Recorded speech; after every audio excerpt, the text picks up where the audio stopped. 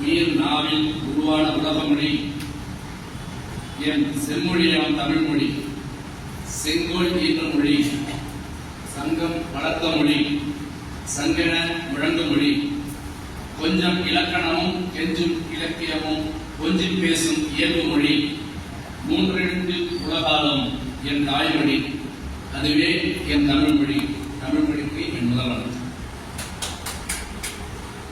நித்தக்குடி திருக்குறள் பேரவையினுடைய ஆற்றல் மிகு அறிவுமிகு தலைவர் மற்றும் சிறப்பு தலைவர் அவர்கள் உள்ளிட்ட அனைத்து பேரவை உறுப்பினர்களுக்கும் முதற்கண் எனது வணக்கத்தை தெரிவித்துக் கொள்கின்றேன்.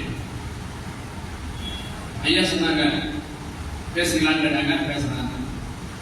நான் எந்த திருக்குறள் சொல்றேங்க ஐயா சொல்லிட்டு நான் ஸ்கூல் வேலையை போயிட்டேன். அந்த ஸ்கூல்ல போனாலும் 1008 வேலை, அந்த புள்ளிவிவரங்கள் இந்த புள்ளிவிவரங்கள் மறந்தே போயிட்டேன். திடீர்னு ஒரு நாள் மாலை நேரத்தில் இரவு நல்லா ஃபோன் பண்ணாங்க, என்ன பொருள் ஐயா கதிரவன் பேர சொன்னாங்க, என்ன பொருள்பா பேசுறேன்னு. பொதுவாக போட்டுருங்க சார் அப்படின்னா தான் சொல்லி சொன்னாங்க. வேண்டாம், நம்ம வந்து ஒரு திருக்குறள் இன்னைக்கு என்ன சொல்லணும் அப்படின்னு சொன்னாங்க. சரிங்க ஐயான்ட்டு அப்புறம் பக்கத்தில் திருக்குறள் புக்கு இருந்து திறந்து பார்த்து ஒரு 5 நிமிஷத்துல சரிங்க ஐயா 77 போட்டுருங்க அப்படின்னு சொன்னாங்க. ஏன் சொன்ன, திருக்குறளில் 7 சீர்கள் உள்ளன. திருவள்ளுவருக்கு பிடித்த ஒரு நம்பர் 7 நான் சொல்லுவேன். சரி இருந்தா போகுது, 7 இருக்கட்டும் அப்படின்னு டபுள் 7 சொல்லிட்டேனா அப்படின்னா அது இல்லை. அந்த காரணம்லாம் கிடையாது. எதற்காக இந்த திருக்குறளை எடுத்துக்கொண்டேன், எதற்காக திருவள்ளுவர் இந்த திருக்குறளில் உள்ள கருத்துக்களை உங்களிடம் ஒரு ஆய்வுரையாக சமர்ப்பிக்க வேண்டும் என்ற ஆவல் ஏற்பட்டது அப்படிங்கிற மாதிரி ஒரு ஆய்வு நான் குறிப்பிட்டது. நம்ம பிற இந்திய மொழி நூல்கள் எல்லாமே வாழ்வினுடைய நிலையாமையை வலியுறுத்துகின்ற நூல்கள். ஆனால் திருக்குறள் மட்டும்தான் வாழ்க்கை வாழ்வதற்கே என்ற ஒரு கருத்தை அடிப்படையாக வைத்து எழுதப்பட்ட நூல். இதை வந்து ஆல்பர்ட் ஸ்வைட்சர் அப்படின்னு ஒரு அறிஞர் சொல்லியிருக்கிறாரு. நம்ம வாழ்க்கையில வாழ்க்கை என்பது எப்படிப்பட்டது, எப்படி இருக்கணும் அப்படின்னா பல லட்சியங்களை உள்ளடக்கியதாக இருக்க வேண்டும். உயரிய கருத்துக்களோடு நாம் வாழ வேண்டும் என்ற ஒரு எண்ணம் ஏற்பட வேண்டும்.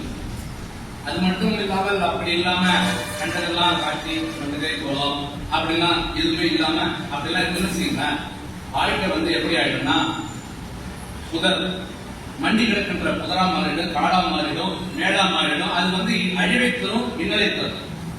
அப்படி இல்லாம நம்முடைய வாழ்க்கை மன நிறைவா அன்பு நிறைவா இருக்கணும்னா அப்படி தமிழ் இலக்கியத்தில் சொல்லப்பட்ட நீதி நூல்களை படிச்சாலே நம்முடைய வாழ்க்கை அமைதியாகவும் அன்பு நிறைந்ததாகவும் இருக்கும். இந்த நிலையான உலகத்துல, நிலையில்லாத உலகத்துல நிலையான புகழை நாம் ஈட்ட வேண்டும், பெற வேண்டும் என்று சொன்னால் நமக்கென்று ஒரு வழிமுறைகள் நெறிமுறைகளை கடைபிடிக்க வேண்டும். அப்படி கடைபிடிப்பதற்காக தமிழ் இலக்கியத்தில் சொல்லப்பட்டதுதான் இந்த நீதி நூல்கள். வாழ்க்கை என்பது ஒரு கலை, அதுவே ஒரு பாடம். அந்த பாடத்துல நம்ம வந்து தாயுடைய கருவில் இருக்கும்போது கற்றுக்க முடியாது. நாம வந்து பிறந்து வாழ்க்கையில வாழ்ந்துதான் கற்றுக்கொள்ள வேண்டும். இதுதான் வாழ்ந்து கற்கணும் அப்படின்னு ஒரு அறிஞர் சொல்லியிருக்கிறாரு. உதாரணமா ஒரு மனிதன் வச்சுக்கீங்களேன், எது அப்படின்னா முதுகெலும்பு தாங்க.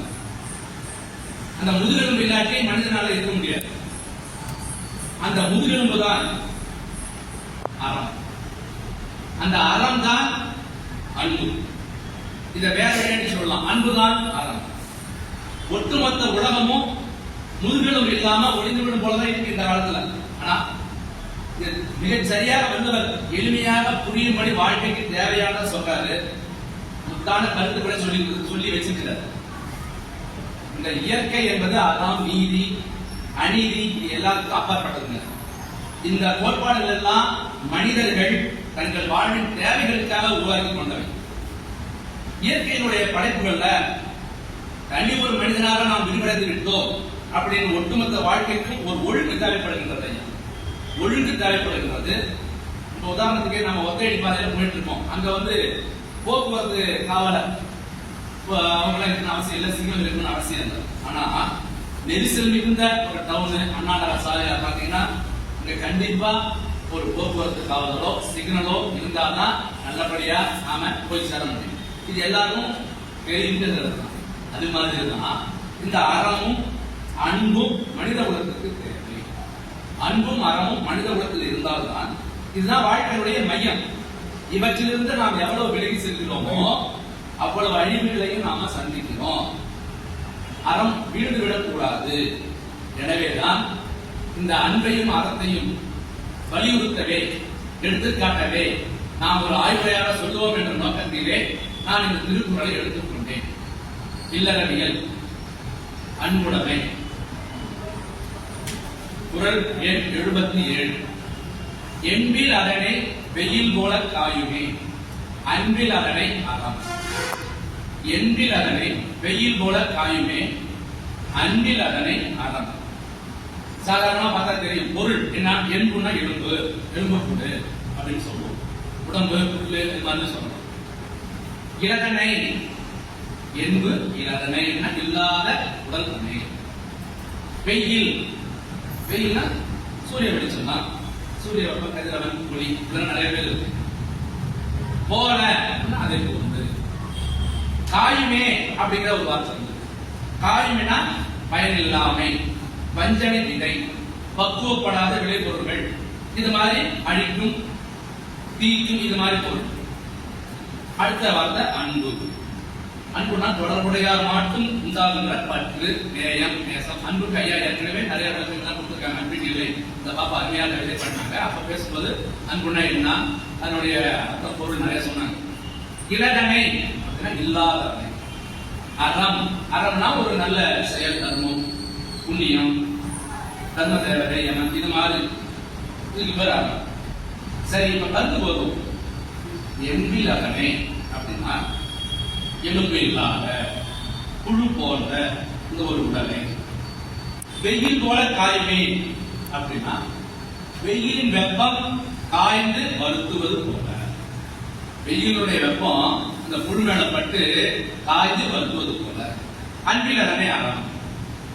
அன்பில்லாதவனை நெஞ்சம் கொண்டவனை அறம் வாட்டி வதைக்கும்.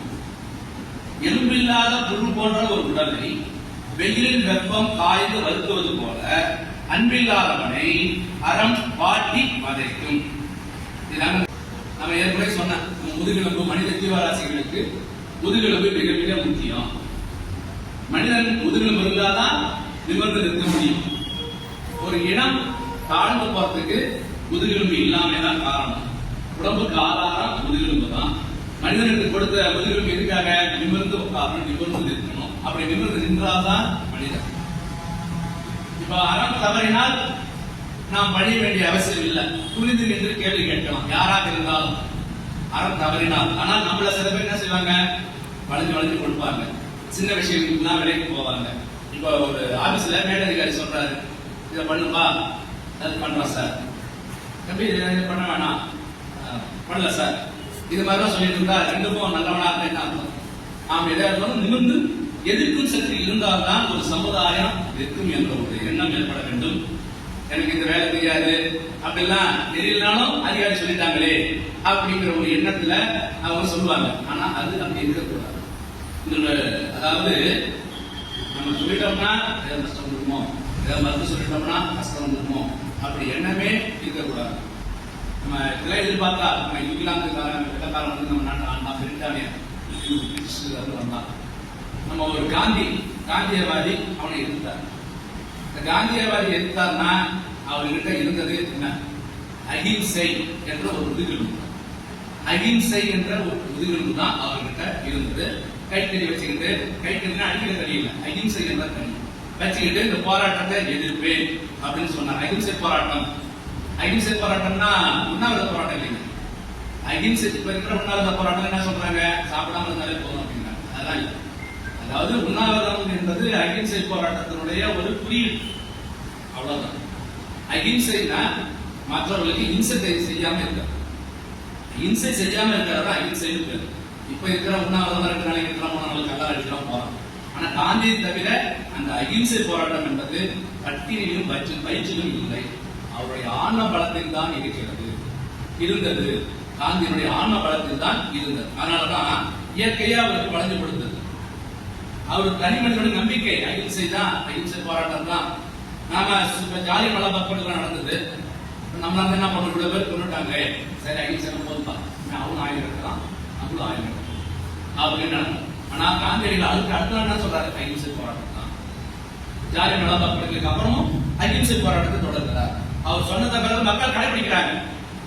மக்கள் கடைபிடிச்சு காந்தி சொன்ன பிறகு போறாங்க. ஏன்? அவர்கிட்ட இருந்த ஒரு நம்பிக்கை, அறம். ஒரு மனிதனுடைய ஆத்ம சக்தி எவ்வளவு பலம் இருந்திருக்க வேண்டும் அப்படின்னு நம்ம நம்பணும். சத்தியத்தை நம்பணும். எல்லாருமே சத்தியத்தை நம்புங்க, நமக்கு அந்த பலம் வரும். அந்த பலம் வந்தாதான் நாம நல்லா இருப்போம். எப்படியோ நம்ம வாழ்ந்தோம், வளர்ந்தோம், பிறந்தோம், இறந்தோம். இன்னைக்காவது ஒரு நாள் நம்ம சாகத்தான போறோம். சாகும்போது நிம்மதியா உயிர் புரியும்.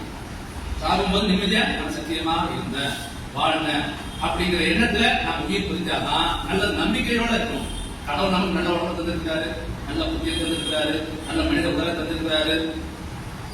அப்படிலாம் இருக்கும்போது அதுக்கு நேர்மையாக வாழ்ந்து நாம் முடித்து விட்டு அவரிடம் போகிறேன் அப்படி நினைச்சாதான் அதுக்கு அந்த வாழ்க்கை. நம்ம நல்ல உடம்பு தந்திருக்கிறாரு, நல்ல புத்தியை தந்திருக்கிறாரு, நேர்மையாக இருந்திருக்கு, இதெல்லாம் போகணும். நம்ம இறக்கும் போது நேர்மையா நம்ம போகணும் அப்படின்னு சொல்லிட்டு தான் நிமிர்ந்த வாழ்வு அப்படின்னு. இப்ப முதுகெலும்பு உலகத்திற்கு ஜீவராசிகளுக்கு முதுகெலும்பு கடவுள் என்ன பண்ணாரு? முதுகெலும்பு இல்லாத பிறவியை படிச்சிருக்காரு. முதுகெலும்பு இல்லாத பிறவியும் கடவுள் படிச்சிருக்கிறாரு. அந்த முதுகெலும்பு இல்லாத ஒரு பிறவி மற்ற ஜீவராசிகளுக்கு தான் முதுகெலும்பு வெவ்வேறு இருக்கும். ஆனா முதுகெலும்பு இல்லாத ஒரு ஜீவராசியை கடவுள் படிச்சிருக்கிறார். அதுக்கு பேர் புழு பேரு. இந்த முதுகெலும்பு இல்லாத ஜீவராசி புழு பேரு. புழுவினுடைய இயல்பு என்ன? நெலியும் வளையும். நம்ம இப்ப நாட்டில் இருக்கானே நெலிஞ்சு கொடுப்பான், வளைஞ்சு கொடுப்பான். அது மாதிரி மனித ரூபத்தில் இருக்கிற புழு, அந்த வளைஞ்சு நெலிஞ்சு கொடுக்குறவங்களாம் மனித ரூபத்தில் இருக்கிற புழுன்னு பேர். எதை சொன்னாலும் அவன் நெலிஞ்சு கொடுப்பான். எதை சொன்ன அதுக்குதான் அந்த புழுவை இந்த திருக்குறளில் ஓமைக்கு எடுத்து கையாளுகிறார் திருவள்ளுவர். அந்த புழுவை ஓமைக்கு எடுத்து கையாளுகிறார் திருவள்ளுவர். அந்த புழுவை வச்சு அன்புடைமை தர்மம் சொல்றாரு. புழுவை வச்சு அன்புடைய தர்மம் இந்த உலகத்துக்கு சொல்றாரு. என்கில் அரணை வெயில் கூட தாயுமே, அன்பில் அரணை அரண். எலும்பு இல்லாம ஒரு ஜீவன் இருக்கிறதே, அந்த ஜீவன் அதுக்கு புழு பேரு. அதை சுருக்கமா என்கில் அரணை அப்படின்னு திருவள்ளுவர் சொல்லி இருக்கிறார்.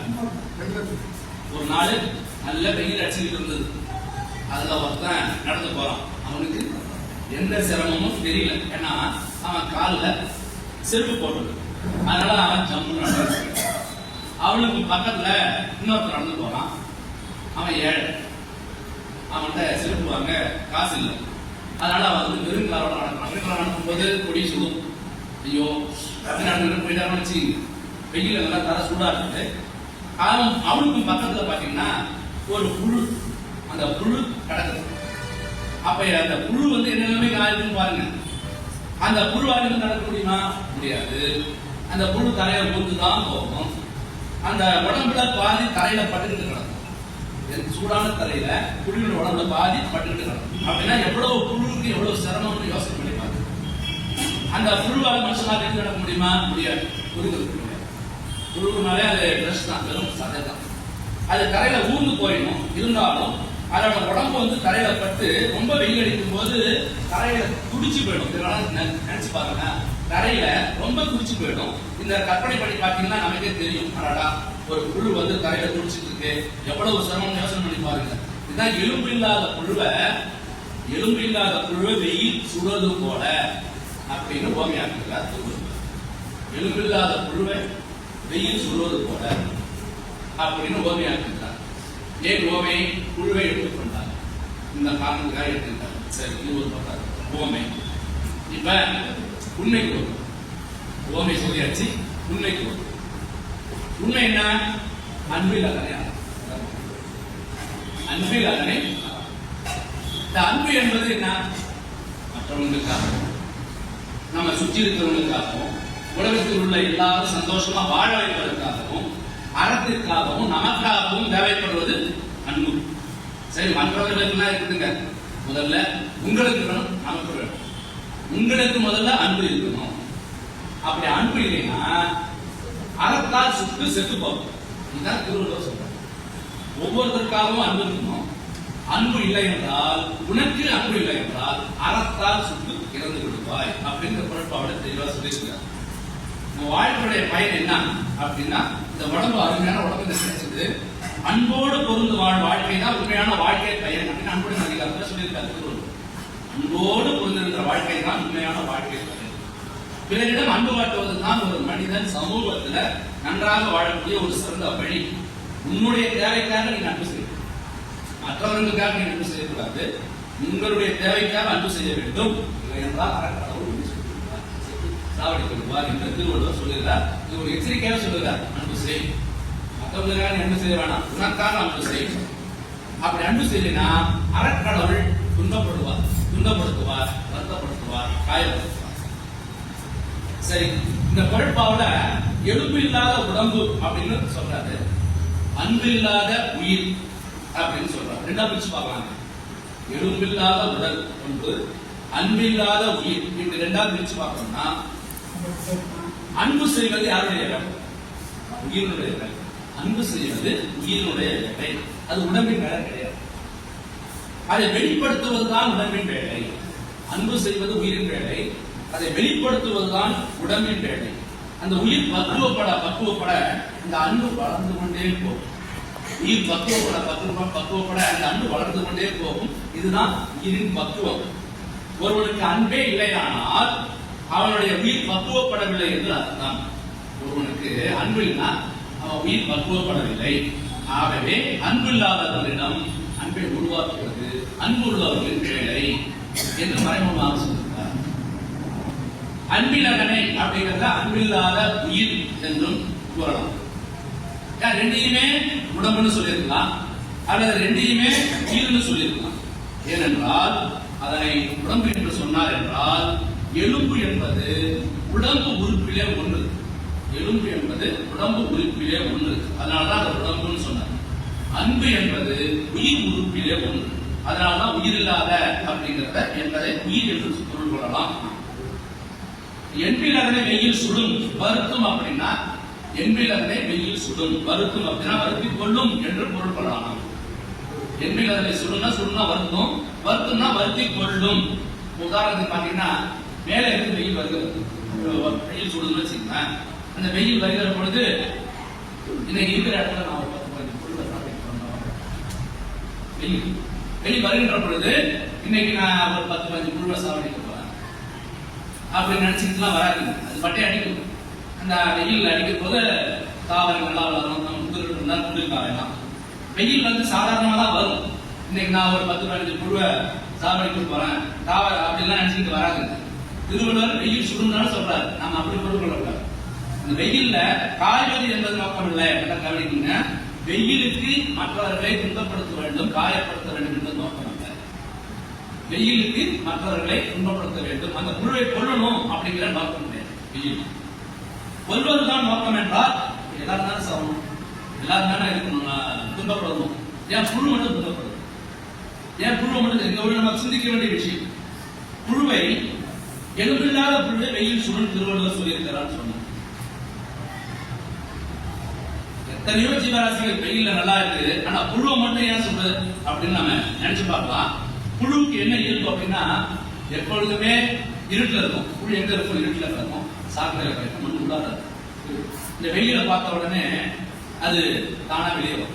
இப்ப தீயவர்களுக்கு இருட்டு தான் ஒரு களம், தீயவர்களுக்கு இருட்டு தான் ஒரு களம், நல்லவர்களுக்கு வெளிச்சம் ஒரு களம். அப்ப புழுவை தீயவர்களோடு புழு வந்து தீயவர்கள் மாதிரி தானா வரும். வெயில பார்த்த உடனே தானா வெளிச்சத்தை கண்ட உடனே அது ஒரு இருட்டை இருக்க முடியாத நிலை, சரி நம்ம வெளியே போவோம், வெளிச்சம் வரும் அப்படின்னு தானா வரும். தானா வந்து என்ன செய்யும்? அதுவா வந்து சுடுபட்டு சாகும். புழு வந்து தானா வெளியே வந்து சுடுபட்டு சாகும். இது வந்து புழு வெயில்ல போய் சூடுவாங்க ஒரு புழு வெயில்ல போய் சூடுவாங்க ஒரு நம்ம இன்னும் கூர்ந்து பார்த்தோம்னு வச்சுக்கோங்களேன். வெயிலுக்கு 2 தன்மை உண்டு. ஒன்று ஒளித்தன்மை, இன்னொன்று சூட்டுத்தன்மை. வெயிலுக்கு 2 தன்மை, ஒன்று ஒளித்தன்மை, இன்னொன்று சூட்டுத்தன்மை. இரண்டையும் பொருள் கொள்ளலாம். வெயிலுக்குள்ளே ஒளி இருக்கு, வெயிலுக்குள்ளே ஒளி இருக்கு, சூடு இருக்கு. வெயிலுக்குள்ளார ஒளி இருக்கு, சூடு இருக்கு. இப்ப புழுவை வந்து வெயில் சுடும் அப்படின்னு சொல்லிட்டாரு. இப்ப ஒளி சுட்டுதா சூடு சுட்டுதா? சொல்லுங்க. வெயிலுக்குள்ளார ரெண்டு தன்மை இருக்குன்னு சொல்லிட்டாங்க. வெயிலுக்குள்ளார ரெண்டு தன்மை இருக்கு, ஒளி தன்மை இருக்கு, சூட்டு தன்மை இருக்கு. அப்ப புழு வெளியே வந்து சாகுது. ஒளியால செத்துதா சூட்டால செத்துதா? ஆழமா சிந்தனை பண்ணி பார்த்தோம்னா சூடு என்ற அந்த ஒரு காரணத்தினாலதான் அது சாகும். வெளிச்சத்தை நாம காண்போம், ஆனா சூட்டை வந்து நாம உணர்வோம். வெளிச்சத்தை கண்ணால பார்க்கலாம், ஆனா சூட்டை நாம வந்து உணர்வோம். இதுல இருக்க நமக்கு தெரியும், வெளிச்சம் சூடாது, சூடுதான் சூடு. நான் வெளிச்சத்தையும் பார்த்து நான் சுட்டு பத்தி நினைப்போம், ஆனா அது கிடையாது. இந்த வெளிச்சத்துக்குள்ளார அதுக்குள்ளார இருக்கின்ற சூடுதான் சுடும். இதுதான் திருவள்ளுவர் கூறிய உள்ளே இருந்து பெறக்கூடிய ஒரு உவமை. இதுதான் திருவள்ளுவர் சொல்லக்கூடிய உள்ளே இருந்து பெறக்கூடிய ஒரு உவமை. சரி, அன்பு இல்லாமல் அறத்தோடு மோதினவன ஏதோ ஒரு காரியம் வந்து அழிக்கணும். அன்பு இல்லாம அறத்தோடு அப்ப மோதணும், ஏதோ ஒரு காரியம் வந்து அழிக்கணும். அப்ப நம்ம என்ன நினைப்போம், அந்த காரியம் தான் அவனை அழிச்சதுன்னு நினைப்போம். ஆனா காரியம் அழிக்காது. காரியத்துக்குள்ளே அண்ணுக்குள் தெரியாமல் நின்ற அறம்தான் அவனை அழிக்கிறது அப்படின்னு பொறுப்பு. காரியம் தான் அழிந்து போச்சு அப்படின்னு நினைப்போம், காரியம் தான் அழிக்கின்றது என்று நினைப்போம். காரியத்துக்குள்ளே கண்ணுக்கு தெரியாமல் நின்ற அறம் தான் ஹிட்லர் ஒருத்தர் இருந்தார், பெரிய எல்லாம் படிச்சு. அந்த ஹிட்லர் பெரும் குடும்பம் செஞ்சு எல்லா நாட்டையும் முடிச்சிட்டாரு. ரஷ்யாவை பிடிச்சிருந்தா 1000 வருஷத்துக்கு அவர் பேரை நம்ம சொல்லிட்டு இருக்கலாம். ஆனா ரஷ்யாவுக்கு போனாரு. ஆனா ஒரு திருக்குறள் பிறந்த நாட்டுல பிறக்கல. ரஷ்யாவுக்கு போனாரு, திருக்குறள் பிறந்த நாட்டுல பிறக்கல, திருக்குறளை படிக்கல. ஏன்னா காலம் அறிதல், இடனறிதல், வழியறிதல்லாம் தெரிஞ்சுக்கிட்டு போகும். ஒரு நாட்டின் சண்டை செய்யணும்னா காலம் அறிதல், இடனறிதல், வழியறிதல்லாம் தெரிஞ்சுக்கிட்டு போகணும். திருக்குறள் பிறந்த நாட்டுல அவர் பிறக்கல. அதனால அதை தெரியாம அவர் பண்ணி போனாரு. பனிக்காலமா போச்சு பனி. அப்ப பனிக்காலமா போகக்குள்ள வீரர்கள் எல்லாம் ஒவ்வொருத்தா மடிந்து செத்துறாங்க. அவரால் வச்சு தர முடியாது, பின்னாங்கி போயிட்டாங்க, தோத்துட்டாரு. அப்ப ஹிட்லர் தோற்கடிச்சது யாரு? அந்த பனியா? பனி என்றுதான் நான் நினைப்பேன். ஹிட்லர் தோற்கடிச்சது பனிக்குள்ளே நின்ற அறம். ஏன்னா அவனை தோற்க பண்ணது பனி கிடையாது, அவன் செய்த கொடுமை. அவன் செய்த கொடுமைகளுக்கு அது முற்றுப்புள்ளி வைக்கும். பனி என்ற அறம், அறக்கடவுள் அவனுக்கு ஒரு முற்றுப்புள்ளி வச்சுட்டார். ஏற்கனவே சொன்ன காந்தியடிகளை பத்தி, பிரிட்டானியாளர்களை காந்தி தோற்க பண்ணார் இல்லையா? காந்தி தோற்க பண்ணினது காந்தி மட்டும் இல்லைங்க, காந்திக்குள்ளே இருந்த அறம், சத்தியம். காந்தி வச்ச பேரு சத்தியம். அந்த சத்தியம் தான் பிரிட்டானியர்களை தோற்கடிக்க வச்சது காந்தி மூலமாக. இந்த உண்மையெல்லாம் நாம தெரிஞ்சுக்கணும். நம்ம கம்பராமாயணத்துல பார்த்தோம்னு வச்சுக்கலாம், ராமன் அறமே வடிவான ராமன் எங்க இருந்தான்? கண்டவாரிகளுக்கு இருந்தான், அவன் வளர்ந்து இருந்தான். ராமன் எங்க இருந்தான்? கடலுக்கு அப்பால் ஒரு இலக்கையில இருந்தான். ராமனுக்கு எந்த பகையா? ஒண்ணும் கிடையாது. ராவணன் எங்கேயோ இருந்தான், ராமன் எங்கேயோ இருந்தான். ராமனுக்கும் பகை கிடையாது. ராவணனை கொள்வதுதான் ராமன் வேலையா? இல்ல. ராவணனை கொள்வது ராமன் வேலை கிடையாது. அவன் ஒரு இடத்துல இருந்தான், இன்னொரு இடத்துல இருந்தான். சூர்பனகை சொல்லி சீதையை தூக்க வச்சு ராவணனை வரவழைச்சு ராமன் கையால ராவணன் செத்து போயிட்டான்.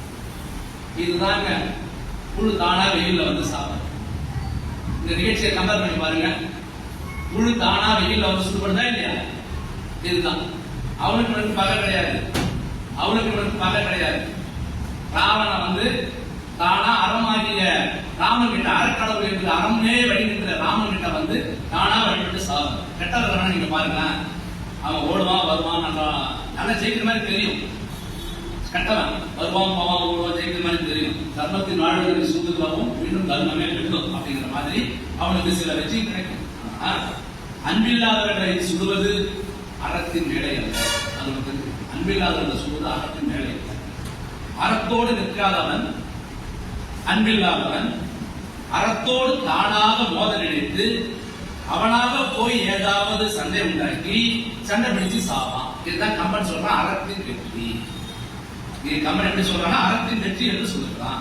ராமன் என்ற மாதிரி தெரியும், ஆனால் ராமனுக்குள்ளே நின்ற அறம் தான் அறத்தின் வழி இல்லாத ராவணனை வென்றது. ராமன் சாகடிக்கல, ராமனுக்குள்ளே இருந்த அறம் தான் அறத்தின் வழி இல்லாத ராவணனை சாவடித்தது. ராவணன் நல்லவன் தான், ராமன் நல்லவன் தான். ராம விஷயத்துல வெயில் சுடுகிற மாதிரி தெரிகிறதே தவிர வெயிலுக்குள்ள இருப்பத கண்ணுக்கு தெரியாத சூடு கொள்வது போல ஒரு சம்பவம்.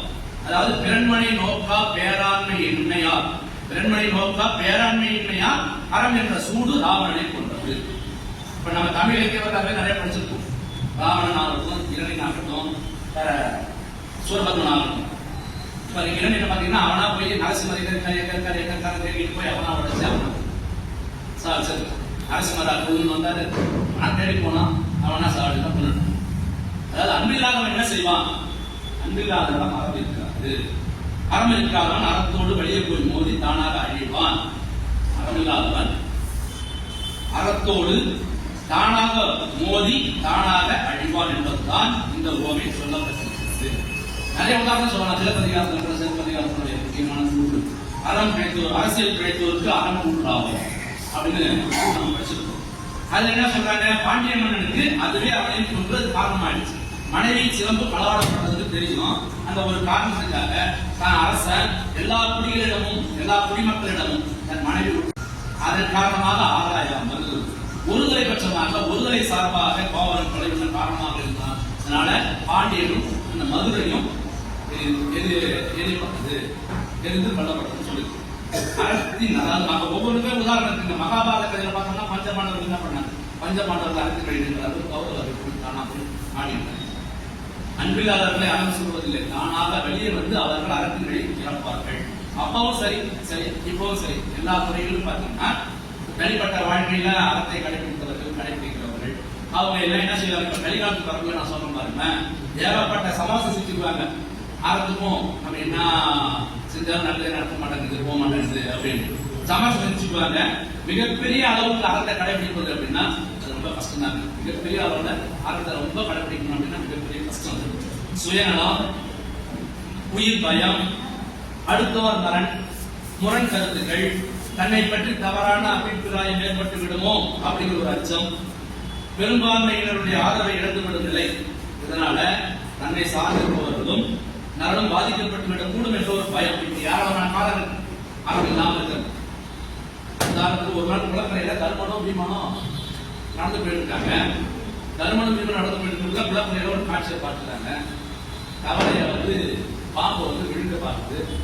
கவலைய பாம்பு விழுங்கத்துக்கு மீண்டும் மீண்டும் வச்சு பாம்பு வாயில கவலை. அப்ப பீமன் கேட்கிறாரு தர்மன் கிட்ட, இந்த ரெண்டு ஜீவராசிகள்ல இந்த ரெண்டு உயிரினத்துல எந்த ஜீவராசி படைக்கும் அப்படின்னு கேட்கிறாரு. அவர் தர்மன் அல்லவா, தர்மன் என்ன சொல்றாரு? தக்கது வாழும் தகாதது வீழும்.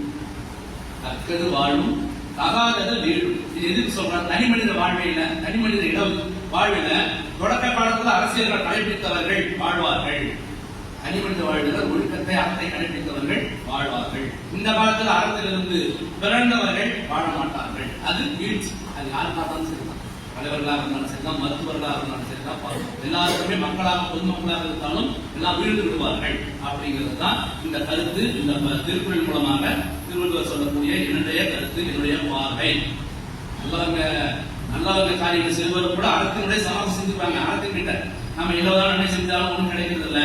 அறம்பறைவது நிதர்சனம் நடந்தது உண்மை. எவ்வளவுதான் என்ன செஞ்சா ஒன்றும் நடக்க மாட்டேங்குது. அறத்திலிருந்து பிறழ்வார்கள், அறத்திலிருந்து பிறழ்வார்கள். நம்ம செய்யணும், நம்ம எவ்வளவு நேரத்தில் நடக்க மாட்டேங்குது அப்படிங்கிற ஒரு எண்ணம் ஏற்படுகிறது. அறத்தை கடைபிடிப்பதில் இந்த காலத்தில் இவ்வளவு சவால்கள் நிறைய இருக்கு. ஆனா அறத்துக்காகவே வாழ்ந்து அறத்துக்காகவே உயிர் கொண்ட காந்தியடிகள், அவரை சொன்னோம், காமராஜர், அப்துல் கலாம், இது மாதிரிலாம் நிறைய பேர் நம்ம எடுத்துக்காட்டு சொல்லிட்டே போலாங்க. அன்பில்லாதவனை, நல்ல செயல்களை செய்யாதவர்களை, தர்மத்துக்கு விரோதமான செயல்கள் செய்பவர்களை, பொய் புரட்டு பேசுபவர்களை, புறம் கூறுபவர்களை, அறம் பிறந்தவர்களாக தன்னலமே பெரிதாக கருதி வாழ்பவர்களை, சுயநலமாக சிந்திப்பவர்களை இந்த உலகத்தில் யாருமே திரும்பி கூட பார்க்க மாட்டார்கள். காலம் காலமாக நிறுத்த மாட்டார்கள். தானாகவே அவர்கள் துன்பம் வந்து அழிந்து விடுவார்கள். திருக்குறளை பற்றி நமக்கு தெரியாம இருந்தீங்க. எல்லாருமே நம்ம திருக்குறளை படிச்சுட்டு போயிருக்கோம். தொட்டால் கை மணக்கும், கேட்டால் செவி மணக்கும், பேசினால் வாய் மணக்கும், மணித்தால் கண் மணக்கும், நினைத்தால் நெஞ்ச மணக்கும். இதை சொன்னவர் தீர்மானந்தவர். செய்யா மொழி எனும் வடமொழி வேதத்தை விட செய்யா மொழியினும் வடமொழி வேதத்தை விட பொய்யா மொழியாகி இந்த திருக்குறளோ சாலச் சிறந்தது அப்படின்னு திருவண்ணாமலை போராடமுறை பதிவு பண்ணார். அவர் ஏன் அப்படி சொன்னாரு?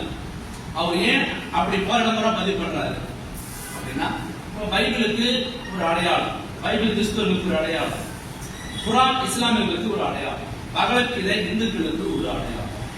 ஆனால் திருக்குறள் உலக மக்களுக்கு, உலக மாந்தர்களின் அடையாளமே திருக்குறள் தான். உலகத்திலேயே முதலில் தோன்றிய ஒரு நீதி நூல் திருக்குறள்.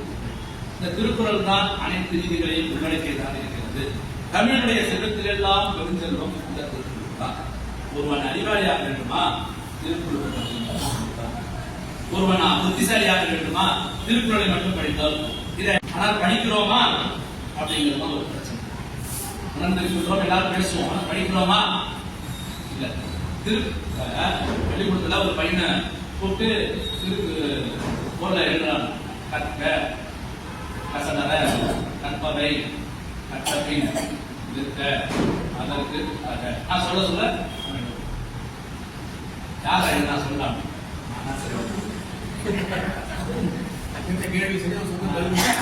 யார் எழுதுனா?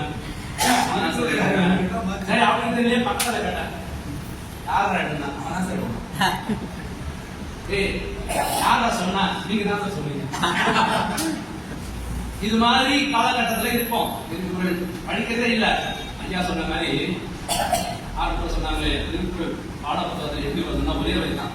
நான் படிக்கும்போது தெரியுமா ஒவ்வொரு பொருளும் தாக்கம் சொல்லி வரும். பாடப்புத்தகத்திலேயே ஒரே வரி தான் வருது. திருக்குறள் 2 வரி இருக்கும், பொருள் கூட வரி இருக்கும். இப்ப வரக்கூடிய பாடப்புத்தகத்தில் அப்படிதான் வருது. நம்ம படிக்கும் போதுதான் திருக்குறளை போட்டு ஒவ்வொரு வார்த்தையும் அர்த்தம் அது குறைஞ்சு போச்சு. அதனால இந்த திருக்குறள் நாம படிக்கிறோமா அப்படிங்கறதுலாம் ஒரு கேள்விக்குறி தான். நம்ம முத்தமிழ் கலைஞர் சொல்லுவாரு, அவர் திருக்குறளுக்கு உரை எழுதிப்பார். திருக்குறள் புத்தகத்திற்கு உரை எழுத ஆரம்பிக்கும் போதே எழுதிப்பார், இமயமலைக்கு பொன்னாடை போர்த்துவது எவ்வளவு சிரமமோ அதை விட சிரமமானது திருக்குறள் புத்தகத்துக்கு உரை எழுதுவது அப்படின்னு முத்தமிழர் கலைஞரே சொல்லியிருக்கிறார்.